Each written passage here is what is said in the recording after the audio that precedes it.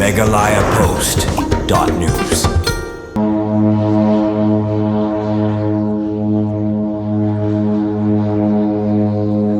Kumkawai nagathong ban pensuk ya kalit kawan ki pajba lingba ki lingsun baru ban kintiu ye ki kam jungak kai prathei lingba ki lat kilinti bala tip kumka water based aviation hagjing pentrikam ya ka RCS Uran scheme ki badai lingba kita disiplin Keterangan transport yang sarkar jela hagjing trelang war ke Ministry of Civil Aviation ke sarkar kami menta kasngi kilap play pajba ya kajing penirong bala tip kumka seaplane demonstration ha umyam water sports complex ha kini ke program ban penpau pajba halor kini ke seaplane ladon Ram Mohan Naidu, Kinjarapu, Union Minister of Civil Aviation, Ukanot Kisama, Menteri Rambak Kejala, Deputy CM Kejala Bak Singa Palang Dar, UMD Gamroi Bak Daman Bait Lamari, Ki Officer Naga Civil Aviation, Bana Keterangan Transport ke Sarkar Jela. Nagaliang Ram Mohan Naidu, Union Minister of Civil Aviation, Laban Khia Halo Kejingdan Kam, Bandan Kejing Trelang ke Sarkar Kemi, Bak Sarkar Jela, Naga Bentaban Penklan, Ya Kejing Syakri, Ban Pensuk Ikpaj Bak, Lingba Akilat, Ki Bangidan Kam, Ya Kita Kiling Sun. Gula Pendidikan Haru, Bak Keni Kejing Trelang ke Sarkar Jela, Bak Sarkar Kemi, Kelong kata kalat ke bakila ban petrikam hok ia kata ke skim uran nakaling menteri rambak kejelau kanot kisama lapan pau ya kejingkmen bandan kum kini kilat kelinti baling ba kita kejingdon kum kini gelingsen kan yarap sibun ban pesuk ihpaj ba hakali kawan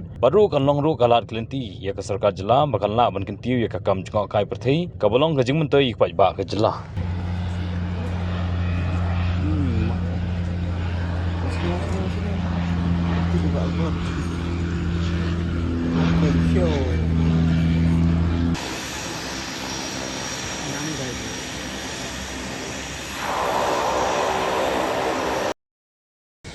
India, with its vast geography and unique landscapes, holds incredible potential for seaplane operations, and Umiam Lake is the ideal starting point. By establishing seaplane operations here, we are opening the door to efficient, scenic, and sustainable travel that represents the natural environment and respects it. Imagine the ability to travel from Umiam Lake to other destinations across India in a fraction of the time it currently takes. This is the future we envision. With the Twin Otter seaplane, we can transform the way residents, tourists, and businesses connect. This service can create new opportunities for tourism and help bring economic benefits to your local businesses and enrich the cultural exchange between Meghalaya and the rest of India. I woke up and I saw the breathtaking landscape. I am totally in awe with the beauty of this state and especially Meghalaya. I now realize why it is called the Meghalaya, the abode of the clouds, looking at the beautiful landscape that is in front of me. So I would like to thank the Honorable Chief Minister of Meghalaya who has made this a possibility here to have the seaplane demonstration here in the beautiful Umiam Lake. And this demonstration of seaplane operations is not only a technological milestone for us, but a tribute to the vision of connecting India in a new and innovative way. I am reminded of the Prime Minister's first journey in the seaplane in the year 2020, when he has made an inspiring journey from the majestic Statue of Unity in Kevadia to the Ahmedabad. That wasn't just a symbolic flight, it was a powerful message across the country that we stand for unity along with accessibility, demonstrating the potential of seaplanes to bridge hard-to-reach destinations and elevate regional tourism.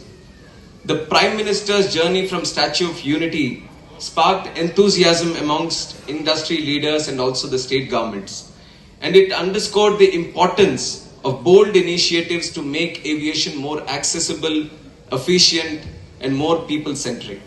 And it is an endeavor that brings the spirit of Udan scheme to greater heights. And today, as we take the seaplane operations from here in Meghalaya, we witness the unity of purpose between the center and Meghalaya under the leadership of my dear friend Conrad Sangmaji.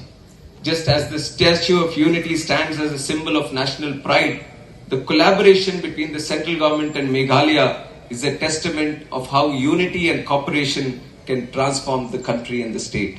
Together, we are creating a pathway for pioneering seaplane industry that will unlock economic potential, boost tourism, and connect communities across India like never before. And I'm confident that this stage that we have set today is going to thrive the seaplane network across the Northeast and across the nation together.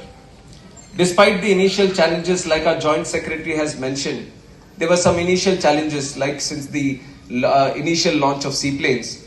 But with the particular change in the guidelines that we have done today and taking a very flexible and pragmatic approach to ensure the continued growth of seaplanes, we believe that we are going to see something spectacular happening in the coming years.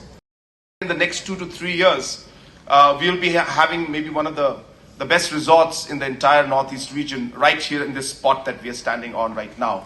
And how do we connect with the plane experience and the resorts and the entire tourism sector will determine whether these kind of technology in the seaplanes will be a success or not.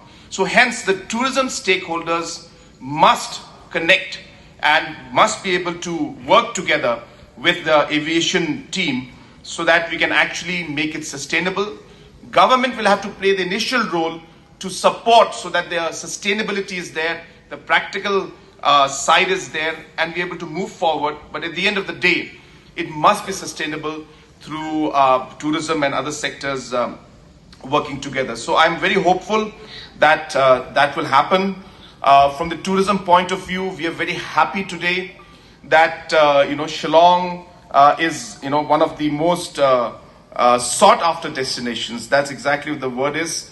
There's a Sky Scanners travel trend report that came out that that Shillong had even surpassed Azerbaijan's Baku as the most sought after destination for Indian travelers in 2025.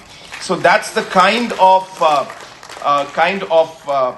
the attention or the opportunity that Shillong and Meghalaya has from the tourism perspective. We have had a lot of critics, that have been very critical of the different programs and policies that we've been trying to push as a government, the different festivals that we've been having. Yes, they had their concerns saying that government is spending a lot on festivals, but this is the result of that. So today the investments we have made in different tourism sector programs has resulted in what we're seeing, making Shillong one of the most desirable destinations. So these things take time. It's not that we do things today and we see the results tomorrow. When you plant a seed, it takes time for the fruits to come out, for the tree to grow. But today, after few years of a lot of investment, a lot of structuring, tourism is not just one sector. It's a full ecosystem that you need to develop, from connectivity to basic things like infrastructure of hotel stays, to the manpower that's required, to the beautification of locations that are there, so on and so forth. And hence, it was a very long journey, but we are finally seeing that the investments today we are making in tourism, whether it's in different festivals that people were criticizing earlier, we are seeing that the results are finally showing. And Shillong has become, as I said, one of the most sought after destinations for Indian travelers in 2025. And what is more important is, as we know, the tourism sector, the returns are very high. So whatever investment you make, the money comes into the economy. That's very important to remember. MeghalayaPost.news